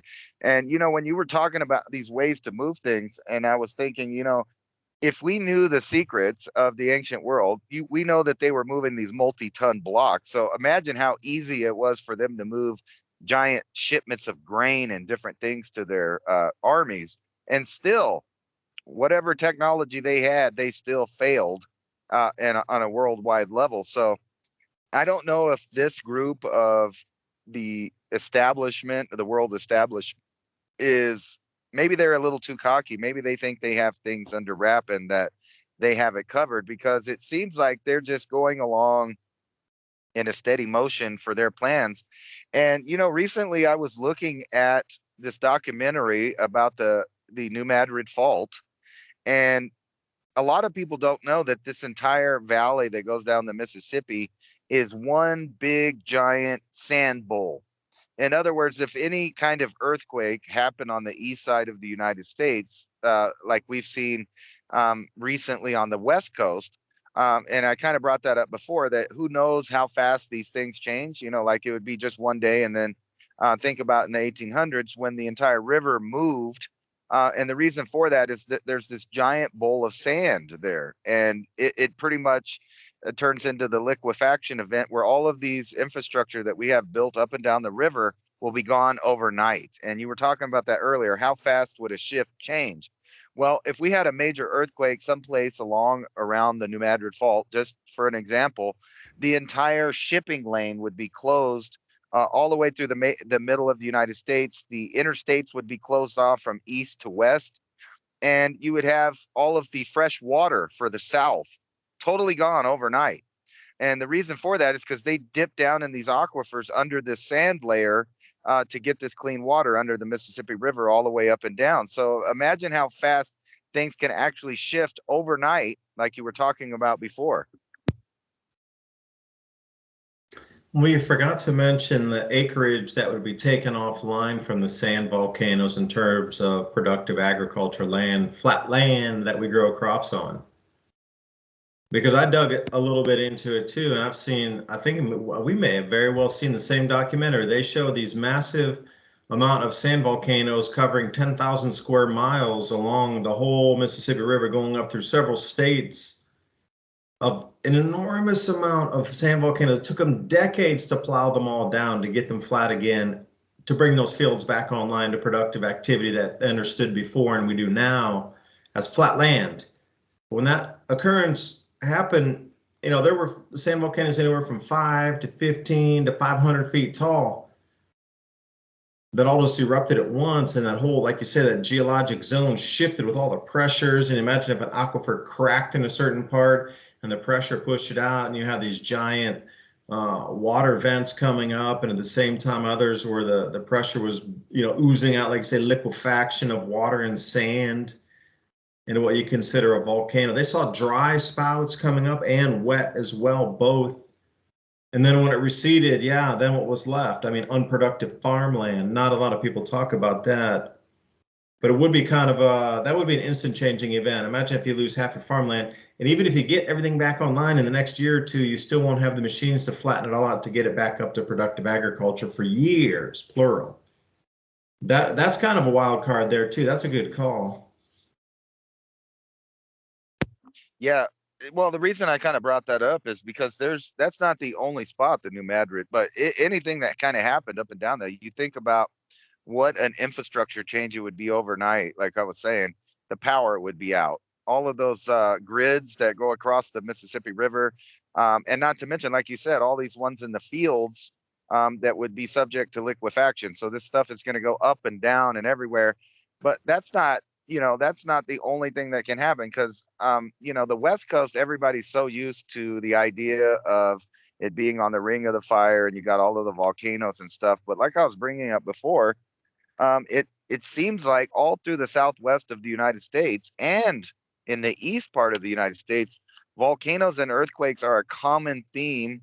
And the fact that our country is so short-lived is why we don't have big historical records of things. But there has been sand found all the way up in Ohio that has come out of the Gulf Coast. So we're talking about some massive hurricanes that would have flattened the coastlines and put them out. So when you put that in a technological place like we live in today, we're talking power out. We're talking no more transportation from east to west. We're talking about massive amounts of fields where they grow everything from cotton to corn to, all kinds of things that you find on your table are just going to be gone, because not only can the farmers that still have a field get their food anywhere, they're probably going to be hoarding it themselves in the local area. And you could just think about how that would throw other grids into disarray. The ones that aren't connected to that area will still be overstraining. And then when you look in the Southwest and you look back in the geologic record, we have volcanoes just popping up 1,000 years ago, 5,000 years ago, making entire areas uninhabitable for long periods of time. So any number of these things, and then you add on to the fact that that our governments are in what they're calling a great reset, the great new narrative, as Schwab, has reclassified the reset. It's going to be the great narrative, because they're going to tell you a story, and everything's going to be so censored. And like you were talking about, they could build a whole technological hub in Africa and we wouldn't even know about it. And the reason I say that is, if you weren't really scamming through the social media stuff right now, you wouldn't know that there were massive protests everywhere and backlash against pandemic mandates from Australia to all the way in Europe, all over the place it's happening. But if you look at any mainstream media news, you're going to hear that being patriotic or believing in your constitution makes you a bad guy, makes you a terrorist. So you could just see that the kind of milk toast people that live in the U.S., that don't lean one way or another, are going to be totally, caught off guard when things change so fast governmentally. And in the real physical nuts and bolts world, where you need to fix things, you need to feed your family, it's all going to come to a head at one time. So I agree with you that things are going to be like more of an overnight thing. And then when you add in natural disasters, that are most likely about to come to us in the next decade, because they've come to us nonstop throughout human history. I'm not saying it's going to be like an extinction level event, but it is going to be an extinction level for, I think, civilization for a good period of time. Because, like I brought up last time, you always have to have a downtime when you reset anything. So there's going to be a period of off, and it could come from any number of these things. Say China decided to just close their economy right now, which is looking like they might do actually. They could have a totally self-sustained economy there. But what about all the other countries in the past decade that have come to rely on like 90% of their products from there? What are they going to do? Well, I hope they would have put a plan B in action now, 18 months after the fact. If you haven't done that by now, you're a little behind the curveball. If you just thought it was going to get better, it was going to go back to normal, quote unquote, and you believed it, I'm not laughing at you. I'm laughing at the narrative of how they got people to believe it. That's really just, and you know, Ransom, I don't know, I'm going to say a good 20% of the people are still as if it's going to just transit back tomorrow and you can grab your passport and just go woo, woo, woo around the world and get in your Airbnb and your whatever again. There's an enormous amount of people that just don't want to deal with the change. They're going to be the ones laughing on the Titanic, drinking the bottle of champagne as the thing's going down, not caring. You know, you're going to get a whole range of people in the society. And the good news is, you know, nature overproduces. So even these farmers that are around in your area, let's say they have a fruit orchard, there's always going to be extra fruit left on the branches, even if they're using machinery to harvest. There's always going to be something left on. You know, it was maturing a little bit later than the rest, and it was still real supple and stayed on the branches.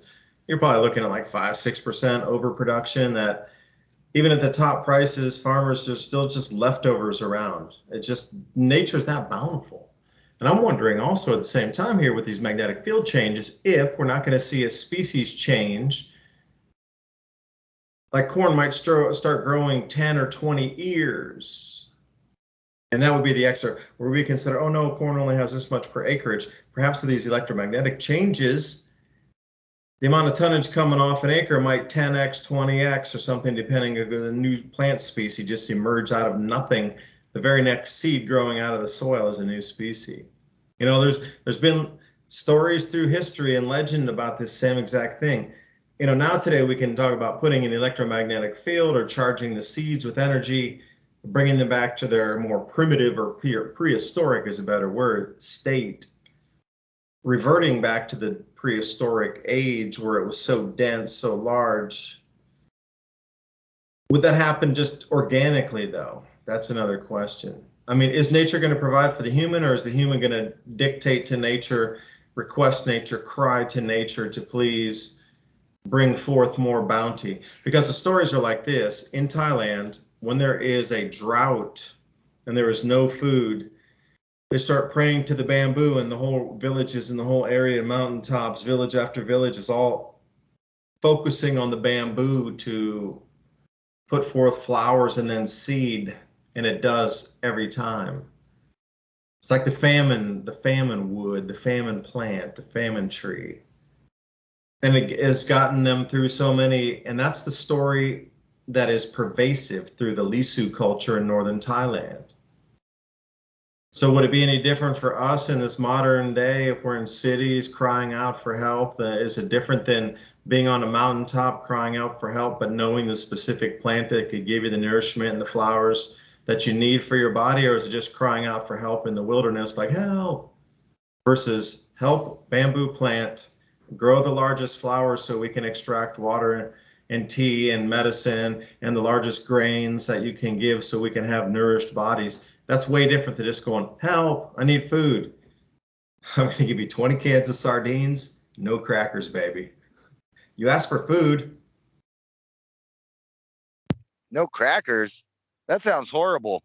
You no know crackers, that, no water. You ask for food, dude. 20 cans of sardines. Be careful what you wish for. right? You know, you kind of brought up something that reminded me of an old documentary. I forget the plant's name, but they were talking about a plant that was very common during Roman and Greek times. and something happened to the plant. I forget, it was some kind of edible medicinal plant, but my point is that it grew and it was found everywhere forever, and it's in all kinds of old illustrations and they talk about it, but yet that plant no longer exists, or at least it doesn't exist where anybody can find it. And it kind of made me think of the importance of people like us that save seeds. And I've kind of got weird with it. I'm saving seeds of things that, I don't even know what they do. I just think they're a cool plant. I've been gathering seeds, not all edible. I've been saving like the nightshade plant seeds for whatever medicinal compounds you can get out of those. Now, I don't know how to do that myself, but I might find somebody that does know how to make these, or come across a book that tells me how. But I was thinking of the importance of, how many seeds you actually save from these different plants, because there may be a time where you can't get certain kinds of foods, like they'll just disappear, plainly because I guess people won't be planting them, and because they won't be planting them, they won't be producing seeds, and a lot of the plants will go extinct. They'll just disappear because people didn't continually, use agriculture to continue on the species. Now, if you know anything about the Americas, there used to be hundreds and hundreds of different types of apples, and they have now got down to where I think there's only maybe 200, I think, total, which means there's hundreds and hundreds of species that just disappeared, from things, from regulations to different lifestyles where people were, doing one thing or another with their land instead of growing them anymore. But just think about what kind of power you would have if you came out the other end of a long stretch of people being hungry, and you're like giving them bags of seeds, just bags of seeds where they could take it. And we've kind of talked about this before. Like one melon, say if you got one melon to grow on your plant, that's like 300, 400 seeds right there in that melon. And I wanted that's a lot. That's a huge amount of seeds. Are you kidding me? Yeah, and another point I was thinking about is I didn't really do anything. I kind of joked around, really, when it came to gardening. And we still have in our house melons that are ripening. I had so many tomatoes that I got tired of eating tomatoes, and like, because I didn't can them, they're wilting, and I just thought about how much excess food that even me as a poor person, and I don't even eat that much on top of that, but just looking at the amounts of food that we waste, or like food that gets old that we could have canned, I don't think any of that is going to be happening in the near future. I think people are going to relearn how to eat everything on their plate and utilize every piece of scrap, every piece of compost, and that's the way we should have been living the whole time. But when you're forced to do it, and I'm just thinking that if anybody has a little bit of land and you barely do it, because that's what I called my garden, was the minimal effort garden, because I really didn't do anything besides go out there, give it soil, put some seeds in the ground, water it, and wait around, and then food started showing up. But so much food started showing up, we couldn't eat it all as fast as it was coming. And I have a little amount of gardening space in a really hard area to grow. I'm in the Chihuahuan Desert. It barely rains. So, I'm using city water on it, and I'm not watering that often. And still, even with everything not really growing that good or not that big, I had excess food, excess squash, excess onions and tomatoes. There's a bunch of potatoes that are probably going to die tonight that I didn't really plant. They just came off of, the little leftover tubers from when I harvested a couple months ago, and it already replenished itself. And, probably most of that's going to freeze, but those little tubers are going to be in there, until spring, and all of that stuff just replants itself. So the more that you garden, the more that you cultivate, the more it cultivates for you. Like, stuff just starts growing without you even trying to do anything to it.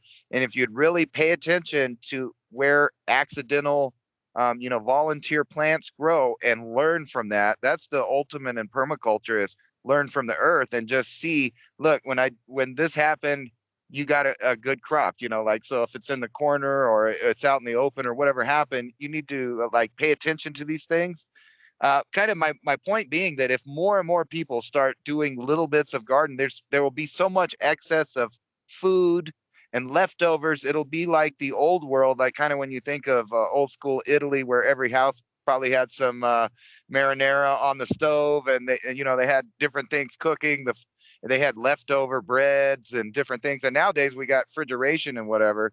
So that you can utilize that while you can. But even past that, jarring, there could be so much food if people actually produced it. The unfortunate part is there's probably only one in, like 80 people, I'm going to say, that take it even partly serious to grow a little bit of food to have excess. Now we need that number to be like, 40% of the population. Imagine if 40% of the population started supplementing inflation and these other things by just creating, reusing, and regenerating and regrowing their own food that they have. Imagine how different we would be in just a couple years. And even with hard growing times and even with these other problems, there will still be an abundance of food if you just trust your earth. I'm going to take you out behind the woodshed for such thoughts. How dare you remove money out of the corporate bottom dollar and decrease stock values by encouraging 40+% of the people to grow their own food? You know what that'll do to the profit margin and what that'll do for our earnings per share? You need to ban his thought right off of all social media platforms. How dare you even suggest people? You're not, see, now you're fighting with the corporation. You are a direct threat against corporation. You're wanting to remove money out of the entity, which is illegal by the bylaws. Perhaps we should put a lawsuit against you for speaking such things. Now you're causing harm to the corporation. And with the judges that are owned, it wouldn't be too difficult to silence your speech, now would it? Now, with that being said, that's exactly the way these companies think. Why do you think we haven't gotten very far in terms of self-sufficiency and different electrical generation modes and methods? Do you think Tesla devices were shelved on purpose? I do. How about different ways to grow with rife frequencies to change molecular structure of water to make it grow the plants better? Like all these things that have been talked about through history are not going to be proven through science, and we can replicate it through science with the electricity and frequency and vibration to get a higher output or yield on the substance. Yakamoto's water experiment was a good one too, with the sound vibration into the water to change its charge state based on the frequency going in or the thought. So you could replicate the thought with an electrical wave or a sound wave, both. Depends on what the frequency is. If you can resonate in fear, that's a certain frequency. If you can resonate in love, that's a certain frequency. And then you can either replicate that with a sound wave or an electrical vibration that's holding the same, I guess, wave cycles. Both okay. Well, why haven't we been doing that with the water to try to get more nutritious crops? Why is everything GM now? Again, you're talking about the change of the DNA in a species. Why is it genetically modified? Again, who's front running that? Who know that we needed to change the genetic makeup of plants to allow them to survive through the electromagnetic field change? And again, you could take it in two directions. A, positive, is they did it on purpose because they love us, and they gene edited these plants to keep them running up a certain specific genetic line. Even after the electromagnetic shifts, we'll still have food to grow, and we're trying to save the population. Or another way to look at it is they gene edited these plant species, knowing the electromagnetic field changes would come in, it would tweak the DNA of the plant. So they've kept it as a vertical species going up to limit yield. Because the old way with the natural plants that Ransom and I were talking about would get that genetic upgrade and start doubling, tripling yield off the same plant. But the gene spliced, gene edited GMO varieties will retain the same exact number of ears or seeds, whether you're looking at soybeans, than it would versus the natural upgrade from the electromagnetic changes.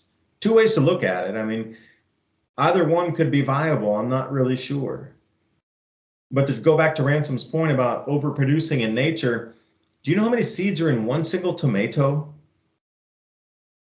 And if you ever cut a tomato open, just cut it a little thin slice with seeds in it and put it in some dirt and then cover that dirt about maybe half an inch thick over and just sit there, keep it a little moist, and then see how many plants will come out of it. And each one of those is a tomato starter. You're going to get a dozen out of each pot. Just that's on one little thin slice of tomato. You can have so many that you can't even plant. Hundreds of little tiny starters off of half a tomato. If you know how to get those things to sprout them up, to bring them into the small microgreen, where then you can replant it out in the field.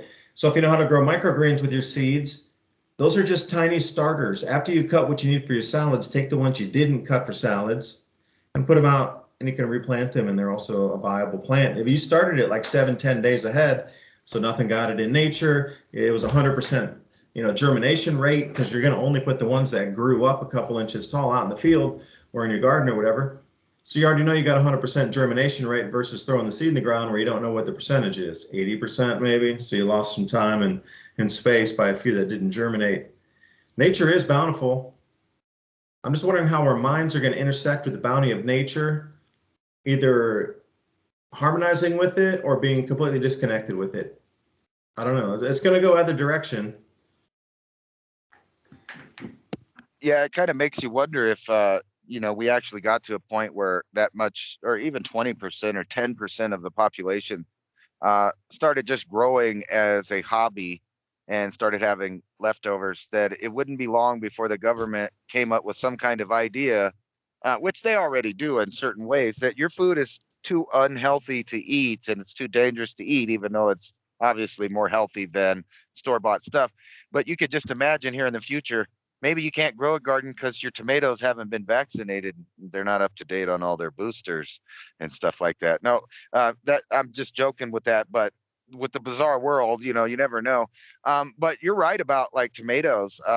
Speaking of which, I found, if you get several and you've overgrown them and you get little ones and maybe you didn't get around to eating them, they start wilting. And actually the way tomatoes really grow best is when they start molding and rotting, the tomato itself. So you can actually take those tomatoes that you didn't use, if you don't really want to, babysit each individual seed or something like that. You could go out there and you can plant these half wilted, half rotten tomatoes about 2 inches under your soil.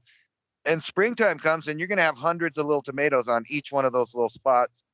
And then you can move those around the garden, just like you were talking about. I actually did that this year and it worked really well. And they were just, like I threw out the extra stuff and we just barely buried it. And the next year came around and there's 100 little tomato sprouts. And then I moved those all over the place. And, some of them will die and some of them will wilt, but you'll get a good number of them that will grow into really healthy plants and start producing more tomatoes. And then of course the cycle completes. So that's kind of my point is, a lot of people, I think, over garden. And what I mean by that is they go out there and I know that it does make better fruit in the end when you trim and you cut. The style of farming I've been doing is basically just letting the plants do what they do. And I found that if you let them go all year, they just go nuts, like especially tomatoes. Yeah, a lot of people tie them and trim them and stuff. I've been just letting them grow into a giant bush amongst the vines, if you can grow vines where you're at. So I got melons and watermelons in there, and they kind of build the structure. It's kind of like companion farming, as far as like the Three Sisters, where you got your beans, your squash, and your corn growing in it, and they all kind of help each other grow for structure, for protection, for heat, for keeping moisture. And the same thing's true with a lot of these other crops like tomatoes and vines. The vines actually grow around the tomatoes, giving it structure so you don't have to tie them off so much. So as long as you got a couple of things for the vines to hang off, they'll build this big bush of tomato bush. And then at the end of the year, when things start cooling off, the vines all die off. And then you have a big bushel of tomatoes that kind of lean over, but they're all still tied together with these old vines. And it's just great. It's like having a giant forest of food. You kind of have to dig through it. We go out there every day and find more food. Like tonight will be our first freeze. And I'm sure that if it warms up in a day or two, the plants won't actually die all the way and they'll kind of come back as long as we don't get any more harsh weather. I found that the case last year where I protected them when it froze, and we got 2 more months of growing because it was decently warm. And another way is just to go out and protect your individual plants. Like earlier today, I went out and covered with little plastic buckets all of my jalapeno plants so that they'll stay warm overnight. and we could probably potentially get 12, 15 more jalapenos out of several little plants. So there's ways to do that.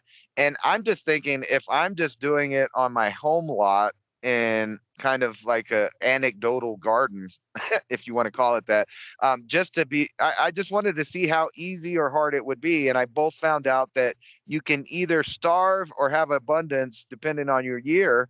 So you have to have lots of different backups or different choices if you're going to try to sustain yourself.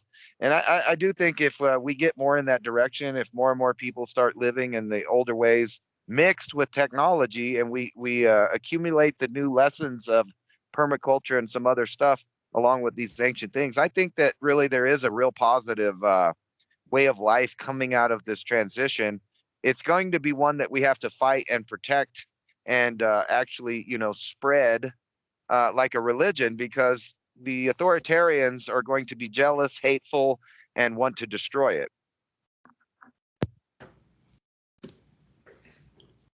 I want you to go power down, no grid, set up your yurt or teepee tent, put in your wood stove, get yourself some boiled water, light, and then set up your microgreen grow trays in there, because the first 7 days, all they need is the warmth to actually start sprouting out of the soil. They don't need any light because they're under the soil.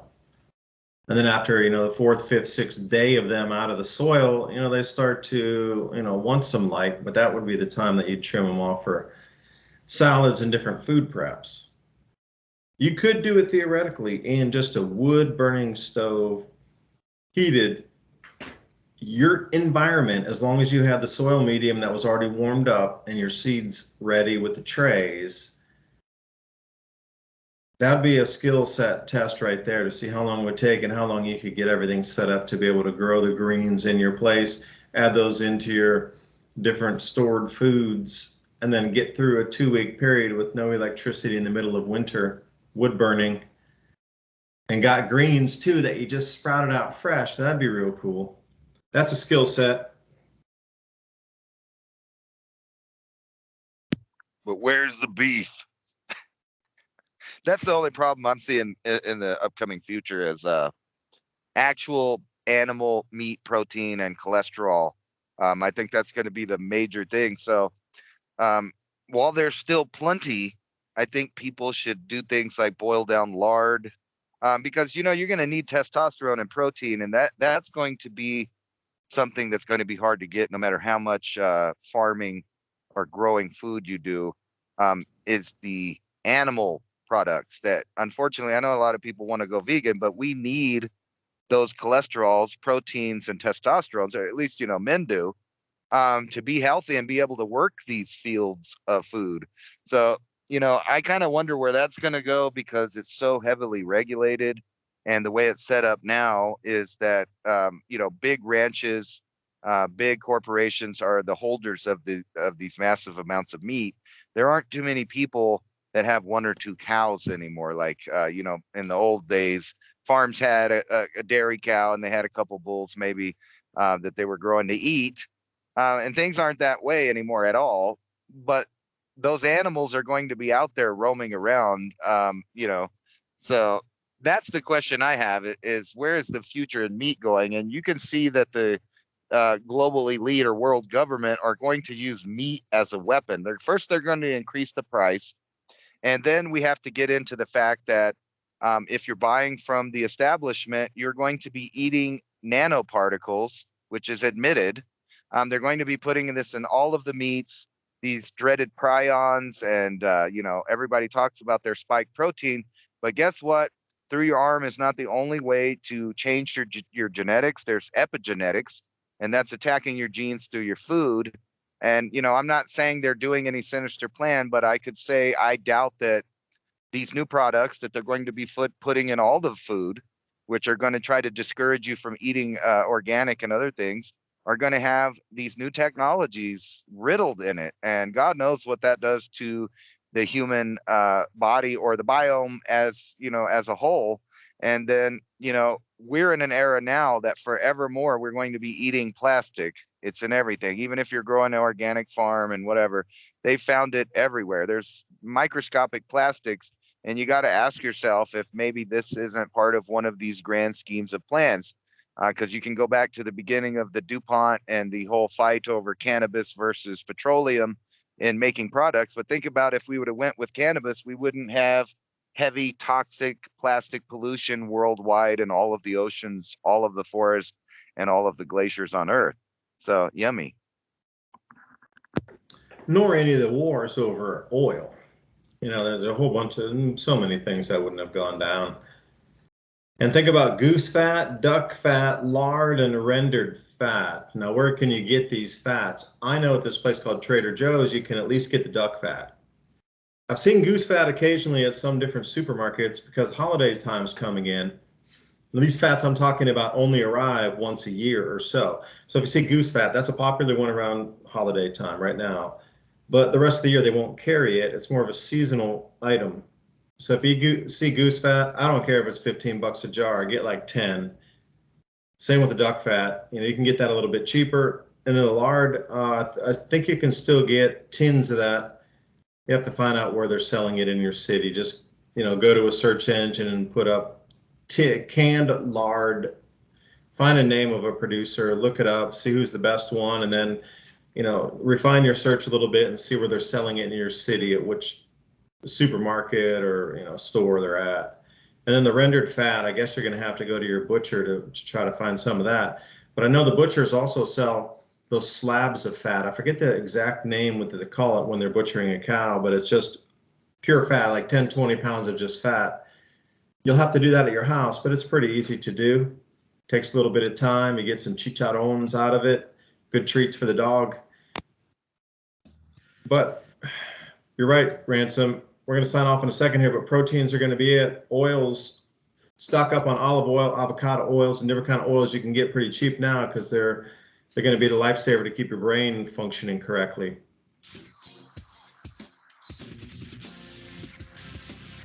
And I guess we're going to call it an episode. Thanks for joining us up to this end here. Please remember to support Revolution Radio, freedomslip.com. David Dubine and Ransom Godwin signing off for next week. Peace out.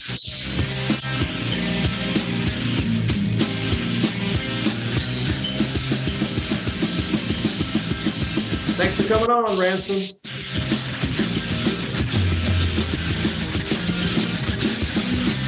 Thank you for listening to Revolution